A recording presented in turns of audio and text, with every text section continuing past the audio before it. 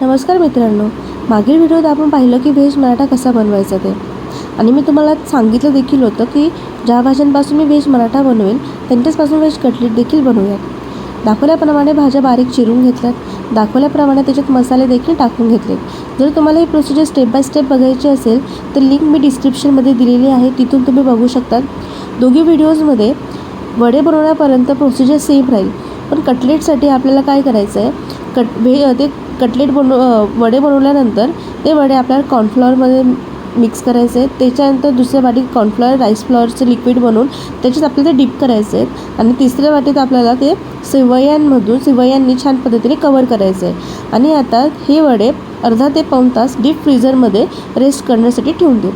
Time संपल्यानंतर आपल्याला कढईत तेल गरम करायचं आहे आणि एकानंतर एक ते वडे टाकून तळून घेऊयात। तुम्ही पाहू शकाल मित्रांनो की ते कटलेटचा कलर चेंज होतो आहे, गोल्डन क्रिस्पी असा होईपर्यंत आपल्याला तेलात तळून घ्यायचे आहेत।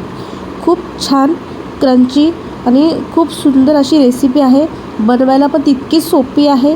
तुम्ही देखील ट्राय करा आणि कळवा कशी बनली ती। जर तुमच्याकडून काही सजेशन असतील तर नक्की कळवा आणि एन्जॉय करा। थँक्यू।